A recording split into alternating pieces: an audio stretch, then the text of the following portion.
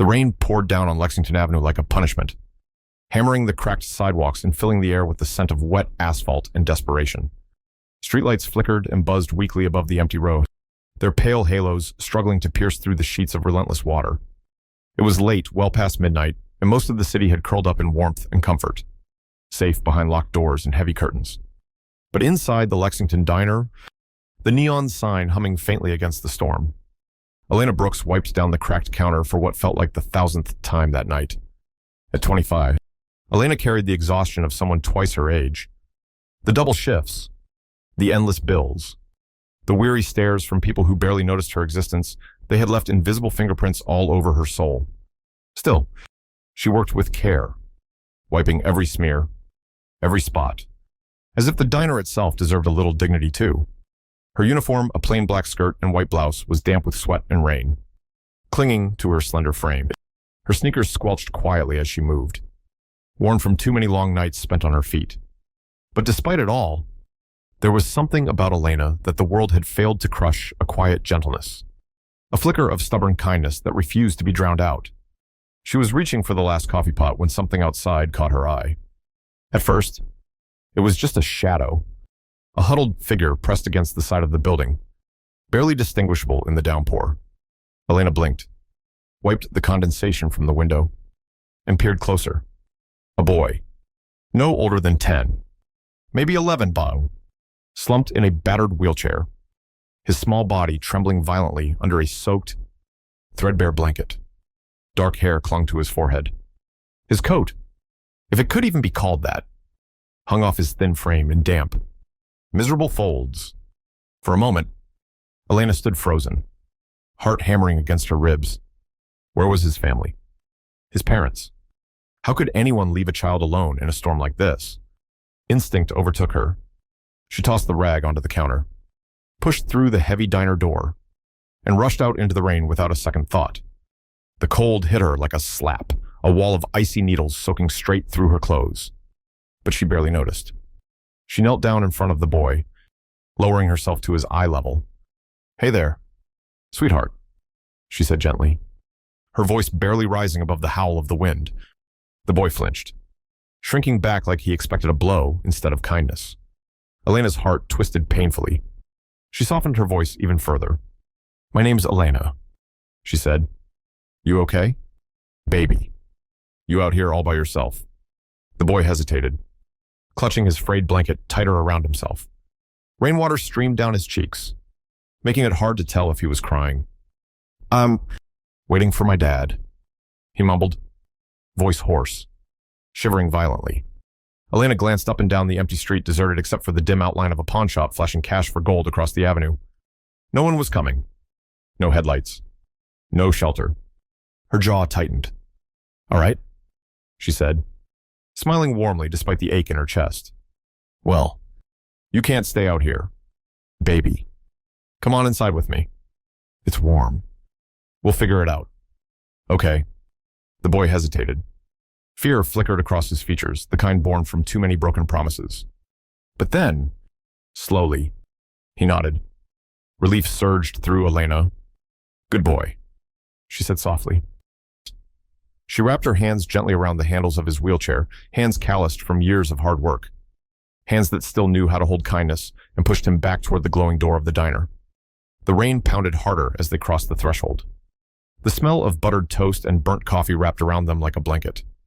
Inside, the diner was almost empty, save for a couple of tired regulars hunched over their late-night coffees. Elena guided the boy toward a booth near the radiator, the warmest spot in the place. She grabbed a clean towel from behind the counter and draped it carefully over his shoulders, crouching down again to meet his gaze. "There we go," she said, smoothing his damp hair back from his forehead. "You're safe now. Baby, you're inside." The boy, Daniel, she would learn later, blinked up at her, still wary, still trembling, but a little less lost. Elena gave him another smile, small but sincere. "You hungry?" she asked. His answer was a tiny nod. "Thought so," she said, winking, without waiting for permission, without worrying about the bill. Elena moved toward the kitchen, slicing fresh bread, heating tomato soup. preparing the kind of comfort food her grandmother used to swear could heal a broken spirit. Behind her, unnoticed, a black Bentley sat parked across the street, its engine purring softly.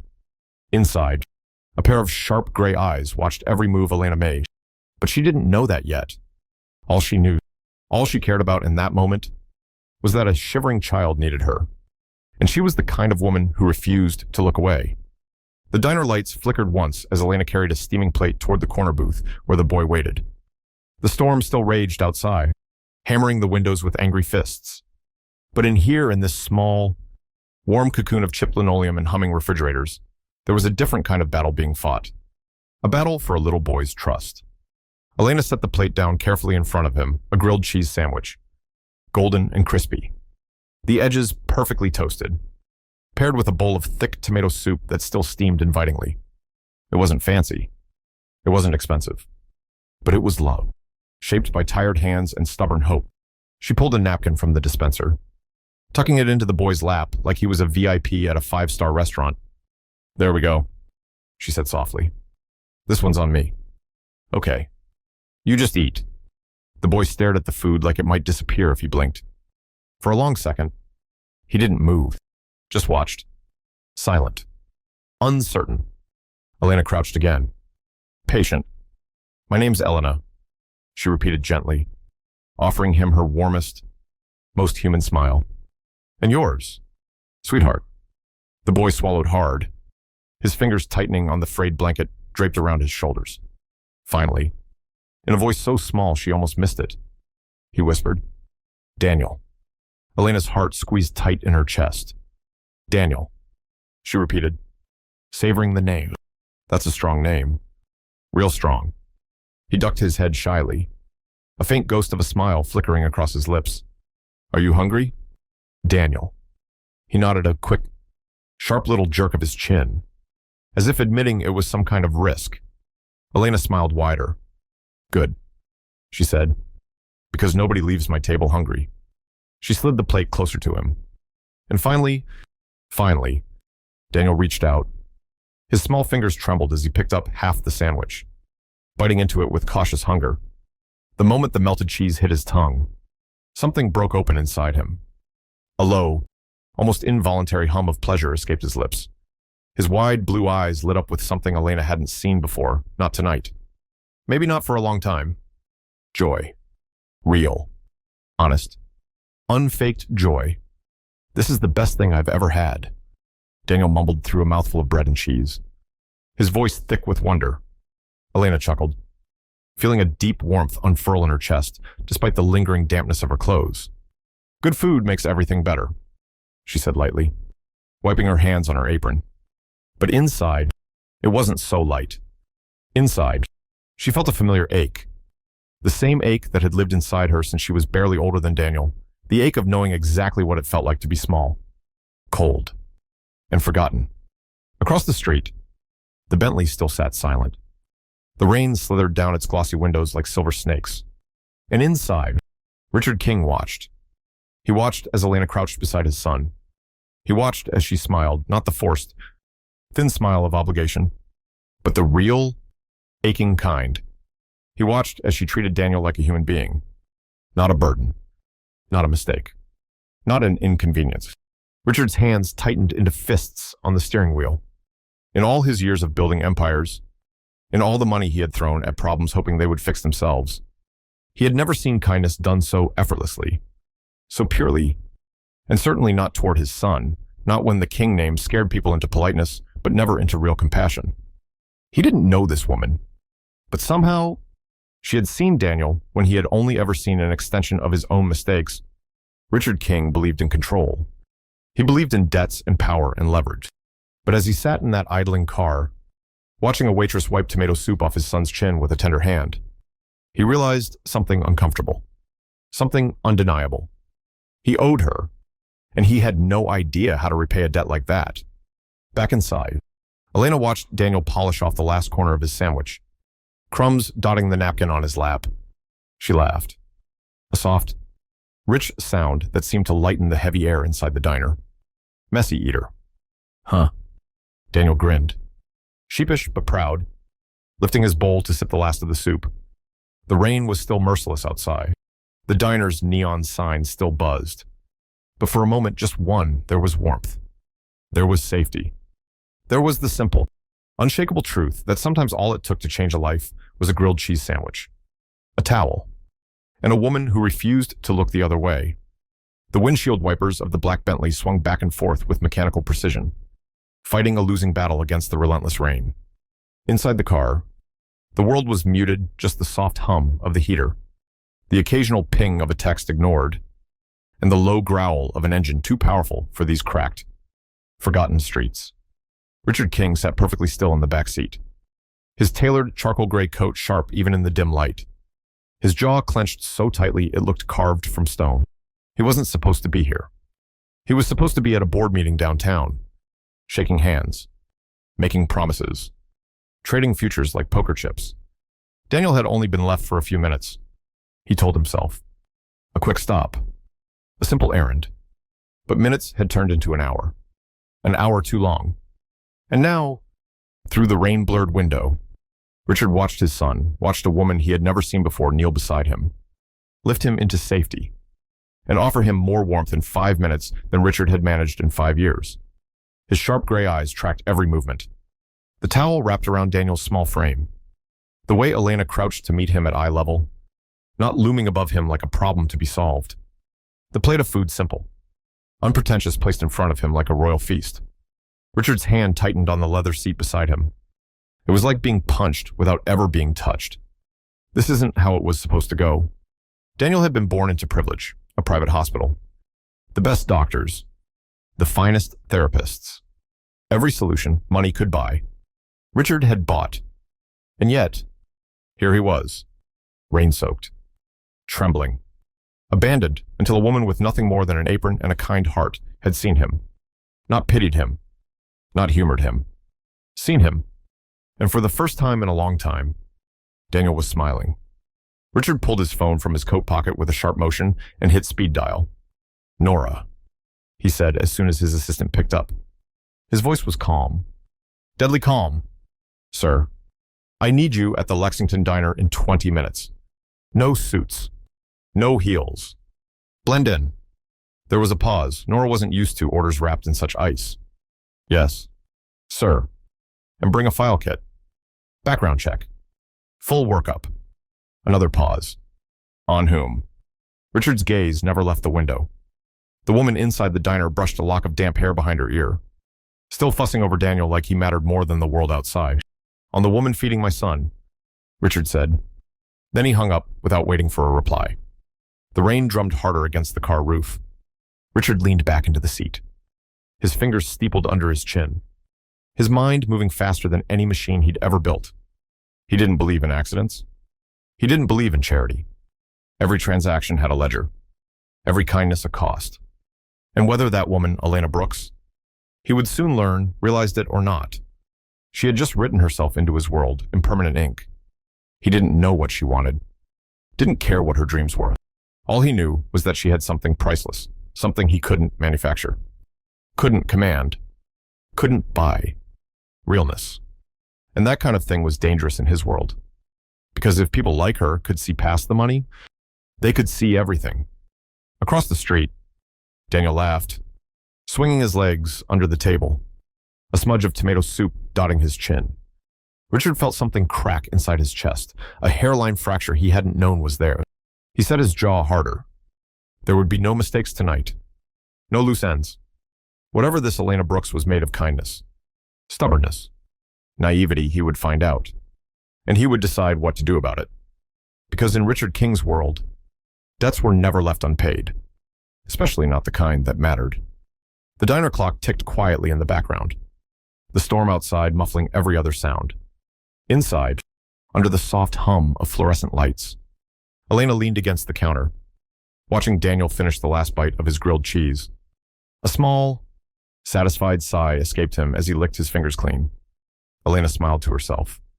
For a moment, it felt like the world outside the rent notices. The second-hand sneakers, the storm, the hunger, none of it mattered. Here, right now, she had made something good happen. even if it was just for one boy, for one rainy night. The door jingled open suddenly, the sharp crack of cold air sweeping into the diner. Elena turned instinctively, expecting maybe a late-night regular, or some lost traveler seeking shelter from the storm. Instead, a woman stepped inside. She looked wrong, not because of her clothes, jeans, sneakers. An old Orioles cap tugged low over sleek blonde hair, but because of the way she moved. Smooth, calculated, like she was casing the room, not entering it. Elena's instincts sharpened immediately. You don't survive working late nights in a rough part of town without learning to spot danger. Even when it comes dressed in a casual hoodie. The woman's gaze flickered briefly over Elena, dismissed her, and locked onto Daniel. She approached the booth with a manufactured smile, crouching down to meet Daniel's eye, almost mimicking Elena's earlier kindness. But something in the way she held herself was off. "Hey there, champ," she said lightly. "Time to go."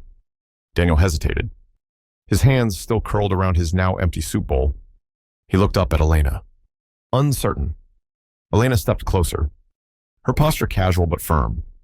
"You know him, right?" she asked, tilting her head slightly. The woman's smile didn't falter, but her shoulders tensed, a micro-flinch Elena caught immediately. "Yeah," the woman said breezily. "I'm his aunt. His dad sent me." Elena's chest tightened. Something was wrong. She could feel it, the way you feel a storm before you hear the thunder. She knelt again beside Daniel, lowering her voice so only he could hear. "You good, baby?" she asked gently. "You want to go with her?" Daniel bit his lip hard, glancing between Elena and the woman. His tiny hands gripped the frayed blanket tighter, the wheels of his chair squeaking as he shifted nervously. Then he gave the smallest nod. Not conviction. Obedience. Elena's heart twisted painfully. She stood slowly, pressing her palm flat against the counter to steady herself. She knew this moment, had lived it in a dozen different forms when power walked into a room and expected everyone to fall silent. When fear made you agree to things your soul screamed against. But Elena also knew another truth. There were fights you picked carefully, especially when you looked like her, a young black woman in a world that labeled you aggressive just for asking questions. Still, she wasn't about to let him leave empty-handed. With a soft smile, she slipped behind the counter, grabbed a fresh-baked chocolate chip cookie from under the glass dome, and wrapped it neatly in wax paper. She pressed it into Daniel's small hand. "For the road," she whispered, giving him a wink. Daniel's eyes lit up a flicker of gratitude, pure and innocent, and for the first time that night, he grinned. "Thanks, Miss Elena," he said, his voice stronger now. Elena ruffled his damp hair gently, her throat tightening. "Anytime, baby." The woman, whoever she really was, wheeled Daniel toward the door without another word. The bell chimed again as they disappeared into the night, swallowed by the rain. But just before the door swung shut, the woman paused. She glanced back at Elena, and the mask slipped for half a second. No smile, no warmth, just a cold, warning look. "Stay out of it." That was the unspoken message in her eyes, a silent threat wrapped in rainwater and fake kindness. And then she was gone. Elena stood frozen in place, one hand still resting lightly on the counter, staring at the empty booth where Daniel had sat. The diner felt too quiet now, too hollow, a knot twisted deep in her gut. Something wasn't right. Something about the woman's rehearsed smile, Daniel's hesitation, the way the Bentley's headlights across the street flickered just a second too soon. Elena's fingers drummed anxiously against the counter. She had seen enough, lived enough to know the world didn't always send monsters wearing obvious masks. Sometimes they smiled at you. Sometimes they wore expensive shoes. Sometimes they called themselves family. And sometimes they took kids away without anyone ever asking another question. Outside, the rain fell harder, erasing footprints, blurring the neon lights into smears of broken color. Inside, Elena made a silent promise to herself. She wouldn't forget Daniel. Not tonight. Not ever. Because sometimes, the smallest moments, a sandwich, a smile, a cookie tucked into a trembling hand, were the only weapons you had against the storms the world sent. And sometimes, if you were very lucky, they were enough to change everything. The rain hadn't let up. If anything, It had gotten worse, a relentless downpour that hammered the city into a darker, lonelier version of itself. By the time Elena climbed the cracked stairs to her apartment, her sneakers were soaked straight through. Each step squelched loudly in the narrow, poorly lit hallway, the air heavy with the smell of mildew and old takeout. Her fingers fumbled with her keys, exhaustion dragging at her bones. It had been a long night, another night where kindness felt like a small, defiant flame flickering against a hurricane. And God, she was tired. All she wanted was to dry off, curl into her thrift store couch, and forget the world existed for a few precious hours. She finally jammed the key into the lock, shoved open the warped door, and froze. A sharp knock echoed behind her. 3 quick raps. Precise. Demanding. Elena's body tensed instinctively. Nobody came to her door at this hour. Nobody good. Anyway, she dropped her wet bag quietly by the door, heart hammering, and peered through the peephole. And what she saw made her breath catch. A man stood there, tall, broad-shouldered, dressed in a black overcoat that probably cost more than her entire month's rent, even soaked from the rain. He looked powerful. The kind of powerful that didn't beg. The kind of powerful that made the air around him feel heavier. His sharp gray eyes stared straight at her door, cold and calculating. He didn't knock again. He just waited. Like he already knew she was there, watching. Elena's hand tightened on the doorknob.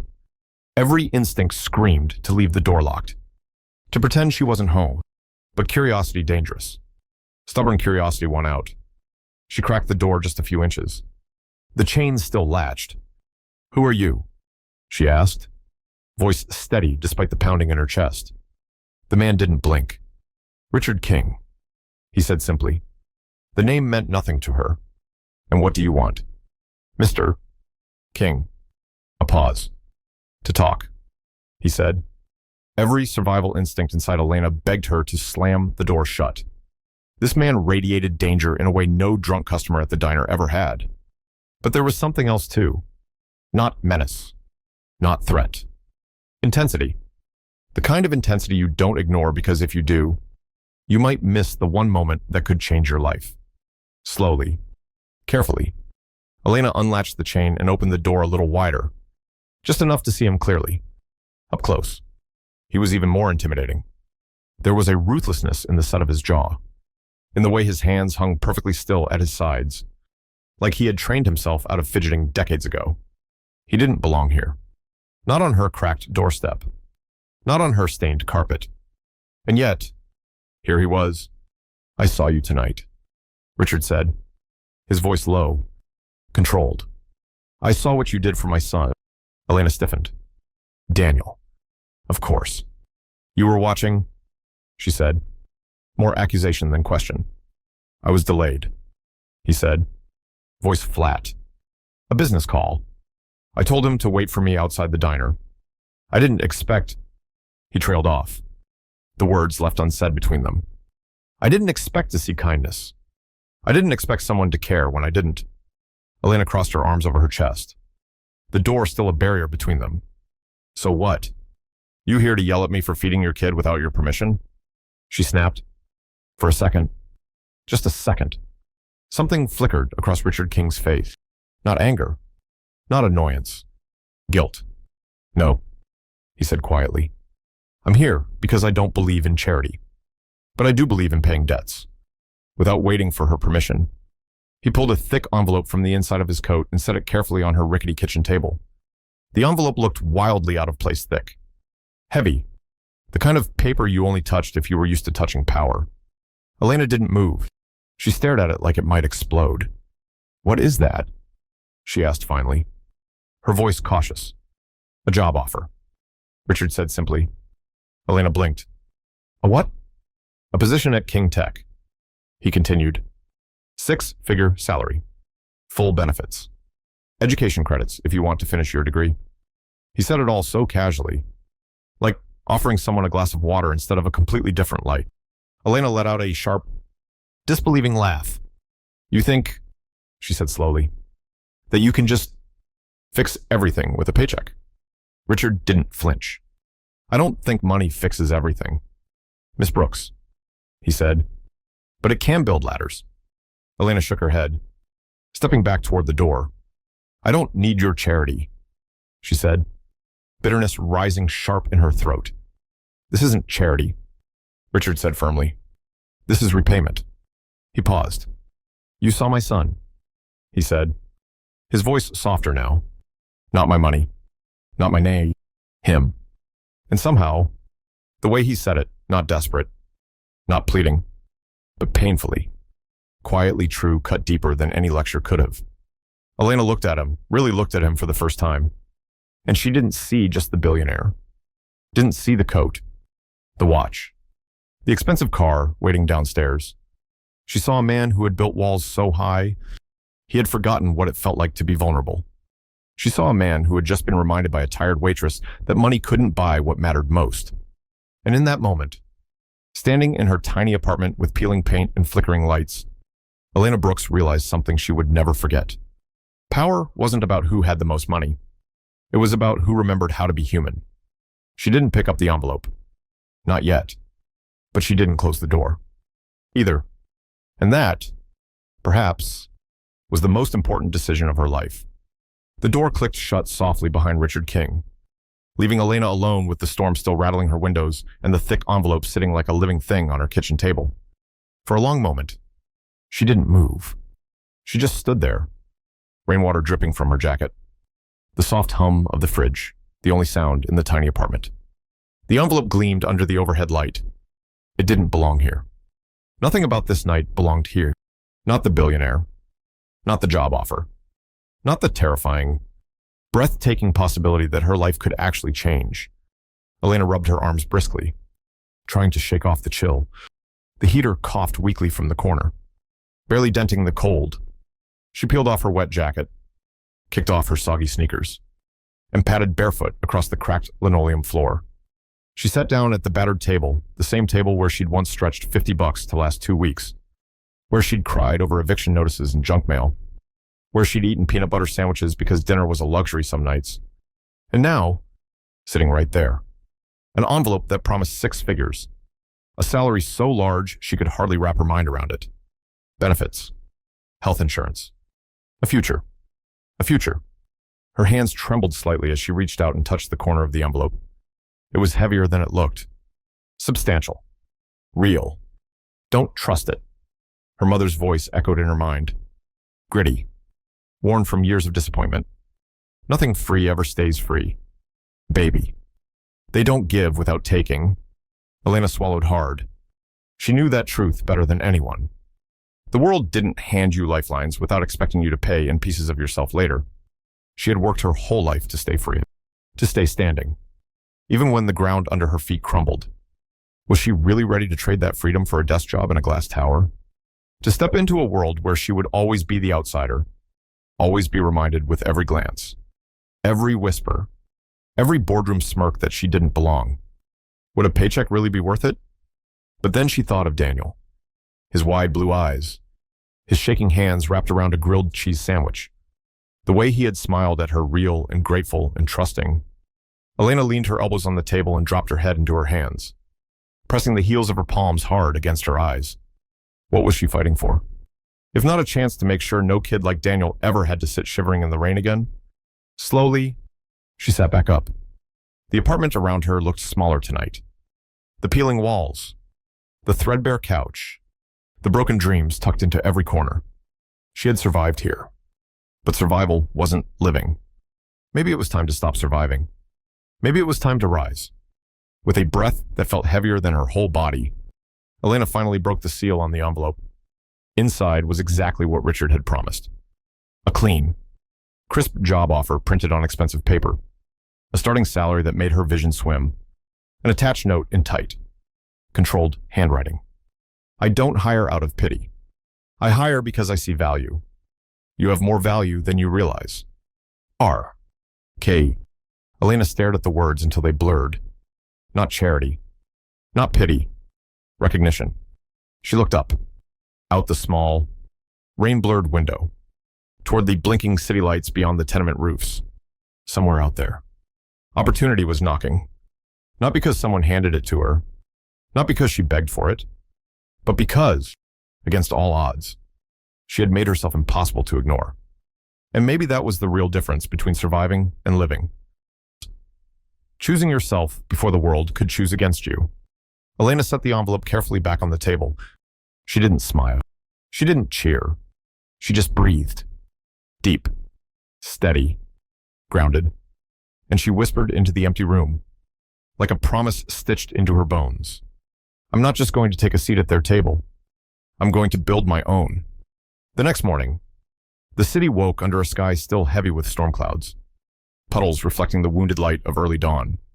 But Elena Brooks was already moving, nerves crackling under her skin, heart hammering against her ribs like a second pulse.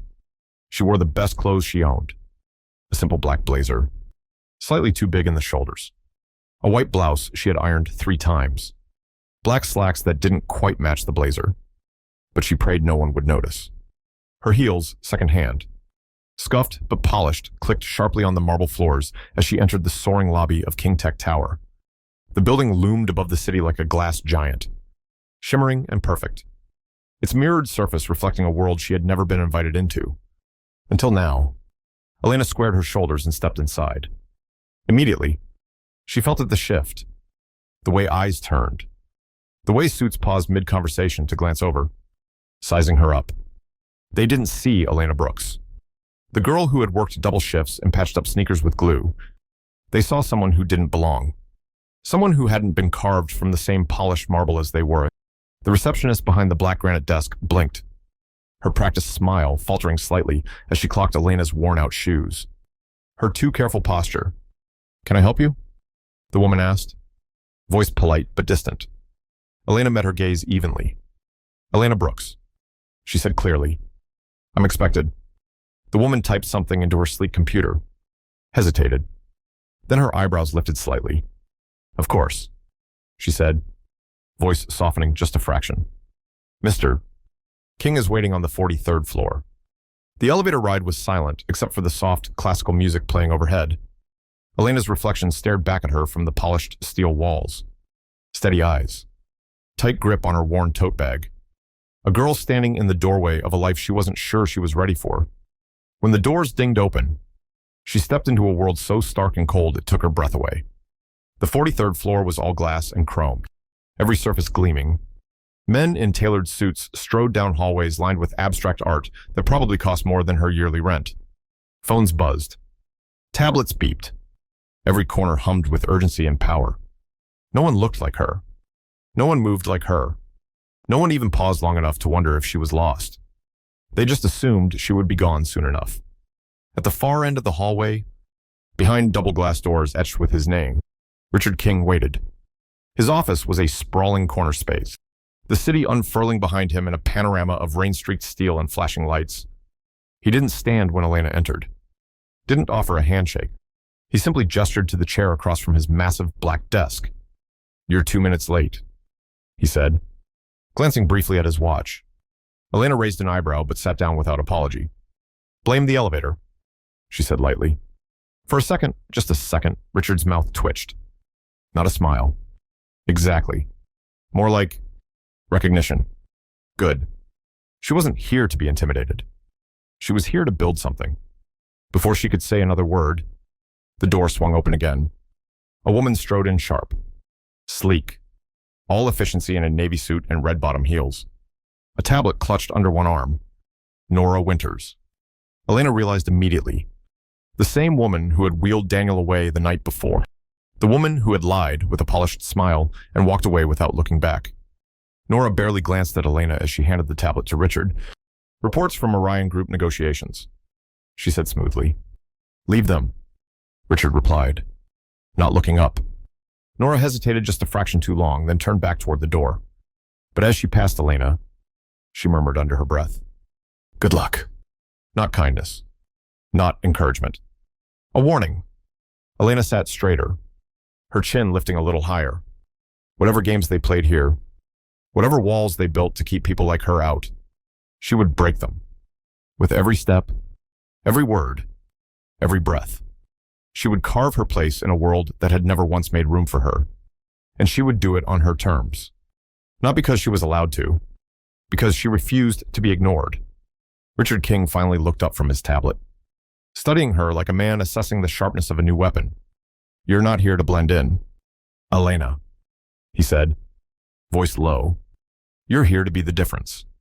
Elena's heart kicked once against her ribs, and for the first time since stepping into this glittering, frozen world, she allowed herself a small, fierce smile. "Good," she said, because blending in was never the plan. Weeks passed. Weeks of grinding, climbing, learning to breathe in rooms that had never been meant for girls like Elena Brooks. She sat through endless meetings where every glance told her she was an intruder. She smiled when they underestimated her.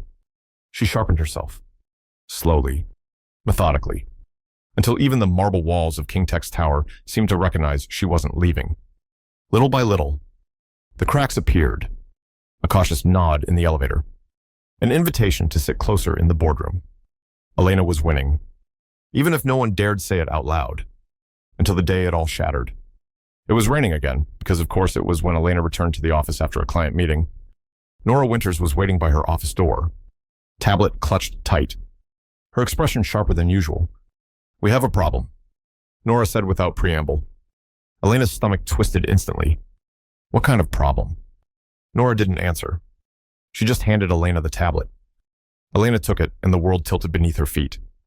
It was an email. An internal company report sensitive. Confidential. Devastating, if leaked. And right at the top, clear as a scarlet letter, was her name? Elena Brooks. Her breath caught in her throat. "This isn't mine," she said immediately, voice low but steady. "I know," Nora said grimly. "But someone wants it to be." Elena's fingers tightened around the tablet. She could already feel the walls closing in, could already hear the boardroom whispers, the tightening of professional smiles, the silent calculations of liability. A black woman accused inside a white tower didn't get the benefit of the doubt. She was guilty the second someone said she was. Richard King's office was colder than usual. Or maybe it was just the way he looked at her. His hands clasped tightly on his desk, his expression unreadable, his sharp gray eyes studying her like a puzzle he hadn't decided whether to trust. Elena slammed the tablet down onto his desk, harder than necessary. "This isn't me," she said, fury trembling in her voice. Richard didn't look at the tablet. He didn't need to. He was a man who understood patterns better than people. "I want to believe that," he said finally, voice even. "But this leak, it's millions in exposure. Stock drops. Investigations. Careers lost." The words hung heavy between them, like smoke after a fire.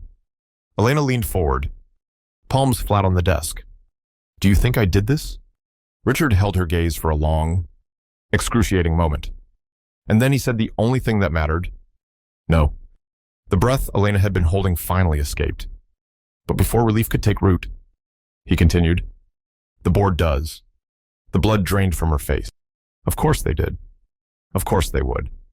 She was the new hire. The outsider. The easy scapegoat. A girl with a good heart but no legacy to protect her. Just the kind of loose thread they loved to snip clean. "So what happens now?" Elena asked, fighting to keep her voice steady. Richard exhaled through his nose, a rare show of frustration. "Now," he said, standing and grabbing his suit jacket, "we find the real leak." Elena froze. "Wait," she repeated, almost disbelieving. Richard adjusted his cuffs, meeting her gaze squarely. "You think I built an empire by letting the wrong people take the fall?" For the first time since she stepped into King Tech, Elena felt something more dangerous than fear. Allegiance. It was one thing to fight for herself. It was another thing entirely to realize that, for the first time in her life, someone powerful was willing to fight with her. Nora appeared in the doorway, breathless. "We traced the email," she said quickly. "It was routed through an external server. Someone covered their tracks, but not perfectly." Elena's heart kicked up again, not with fear this time, but with something harder, sharper. "Hope. We can find them," Richard said, grabbing his coat. "And when we do," his gray eyes hardened into steel, "they'll wish they never touched you." Elena squared her shoulders, feeling the fire ignite inside her once more. "Let them come. Let them whisper. Let them scheme. She hadn't come this far to fold under pressure. She had come to rewrite the rules. And they were about to learn the hard way. Never corner a girl who's had to fight for every damn thing she has. The next 48 hours blurred into a relentless hunt. Elena barely slept. Barely ate. She and Nora combed through endless server logs, login records, security clearances, every breadcrumb, every flicker of digital trace. They followed it like bloodhounds. Whoever had framed her had been careful, but not careful enough. By the second night, Nora slammed her palm onto the conference table, triumph lighting up her sharp features. Got it, she hissed. The evidence spilled out in front of them, emails, metadata, access logs all pointing to one name, Eric Calloway, a senior executive, 10 years at King Tech, trusted, polished, a man who had smiled at Elena across boardroom tables with the ease of a snake waiting for the right moment to strike. And now, he was caught, dead to rights. Richard King stood at the head of the war room, arms folded, gaze cold enough to burn. We take it to the board, he said simply. Elena stared down at the folder in front of her, thick with evidence, heavy with truth. This wasn't just survival anymore. This was justice. The next morning, the boardroom was a different battlefield. Polished oak table, floor-to-ceiling windows showcasing the skyline, men in $1,000 suits lining the room like statues. And at the head, Richard King sat with his hands steepled, his face an unreadable mask. Elena entered last. Every eye snapped to her the second she crossed the threshold. She felt the weight of their judgment pressing down on her shoulders like chains. The silent verdict already written across their faces. Here comes the scapegoat. Here comes the sacrifice. One of the board members, an older man with silver hair and a condescending smile, gestured lazily toward the empty chair across from them. Miss Brooks, he drawled. Please, have a seat. Elena didn't move. Instead, she placed the thick folder squarely in the center of the table with a soft, deliberate thud. I won't be needing it, she said, her voice calm but cutting. The room shifted uneasily. One of the men chuckled under his breath, a sound that would die in his throat 2 minutes later. Elena stepped back, standing tall. You brought me here to fire me, she said evenly. You thought you found your leak, your liability, the easy exit. She smiled, then not wide, not friendly, sharp, precise. But you picked the wrong one. Silence fell heavy and absolute. No one moved. No one spoke. Richard didn't interrupt. He simply leaned back, arms crossed, watching the board like a lion indulging a foolish pride. Elena flipped open the folder with a clean, practiced motion. Inside, traced emails showing confidential files rerouted to an anonymous source. Bank deposits into offshore accounts. Private communications linking Eric Calloway to a competitor company. And all of it signed, sealed, and time-stamped beyond any reasonable doubt. Calloway's face went gray. He shot to his feet, his chair screeching across the floor. This is absurd, he barked. A setup. A vendetta. Elena didn't flinch. She turned her head slowly, locking eyes with him. If I'm lying, she said coolly, then why did you access the internal server at 2:03 a.m. last Friday? Calloway opened his mouth, but no words came out. Panic slithered into his carefully combed hairline. His fists clenched and unclenched uselessly at his sides. The board members glanced at each other unease. Betrayal. Fear rippling around the table like a virus. Richard King stood, adjusting his cuffs with deliberate slowness. Effective immediately, he said, his voice slicing through the tension like a guillotine. Eric Calloway is terminated. He let the silence stretch. And full legal action will be pursued. Calloway staggered backward, deflating before their eyes. 2 security officers entered quietly from the hall. They didn't touch him. They didn't have to. The shame dragged him out of the room, heavier than any handcuffs could have. When the door clicked shut behind him, Richard turned to the rest of the board. His expression was ice. And let this serve as a warning, he said. If you think you can manipulate this company from the shadows, if you think you can discard loyalty and integrity when it's convenient, you will find yourself standing alone. No one dared breathe too loudly. The King Tech empire had been built on ruthlessness. Yes, but it would survive on something stronger. Trust. And Elena Brooks had just proven she was made of exactly what this empire needed to survive the storms ahead. She didn't smile. She didn't gloat. She simply gathered the folder under one arm, turned on her worn heels, and left the room. Not because she was finished, because she was just getting started. The sky over the city was a bruised gold when Elena Brooks stood at the edge of the new Brooks King Community Center, the ribbon fluttering in the warm afternoon breeze. Children laughed nearby, chasing balloons across the fresh-cut lawn. Parents clustered under canopies, sipping coffee and swapping stories. Reporters hovered at the perimeter, cameras flashing as they captured the birth of something new. And at the center of it all stood Elena, no longer the tired waitress in secondhand sneakers, no longer the girl people overlooked in boardrooms.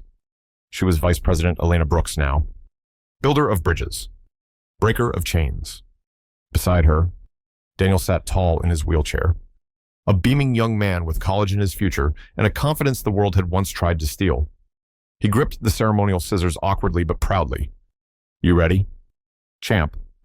Elena asked, nudging him gently. Daniel grinned. "I was born ready," he said. Elena laughed a real, unburdened laugh, and together they cut the ribbon. The crowd erupted in cheers, the sound rolling down the block like a tide. But Elena wasn't thinking about the cameras, or the press releases, or even the $1 million donation King Tech had pledged to the center. She was thinking about a rainy night at a rundown diner, a grilled cheese sandwich, a boy with wide blue eyes and a world too heavy for his small shoulders, and a choice. One simple, stubborn act of kindness that had changed everything. Later, as the event wound down and the sunset painted the sky in watercolor hues, Richard King found her standing alone at the edge of the playground. He approached quietly, hands in his pockets. "You built something good here," he said, his voice softer than she was used to hearing. Elena didn't turn. "I didn't build it alone." Richard smiled, a real one this time, rare and unguarded. "No," he agreed, "but you made it possible." They stood in companionable silence, watching Daniel help a little girl fix the wheel on her tricycle, his patience infinite. After a while, Richard spoke again. "You know, when I first hired you," he said, "I thought I was paying off a debt." Elena glanced sideways at him. "And now," Richard chuckled lowly, "now I realize I was investing." As the first stars blinked awake above the city, Elena breathed in the crisp air. She wasn't surviving anymore. She wasn't clinging to scraps, folding herself smaller to fit into spaces not meant for her. She was creating new spaces. She was building new roads. For Daniel. For the kids who would walk into the community center and see walls filled with faces that looked like theirs. For the tired girls wiping counters at diners, dreaming of something more. For herself. She turned to Richard with a slow, confident smile. "Well," she said, "you made a smart investment." He laughed, a deep, real sound, and for the first time in a long time, they were just two people who had seen the worst of the world and chosen to build something better. Together, as Elena walked away, her heels clicking softly against the new concrete path, she felt it in her bones. This wasn't the end. This was just the beginning. And whatever storms the world tried to throw at her next, she was ready. Because she had built her own road. And nothing, not rain, not doubt, not fear would ever wash it away again.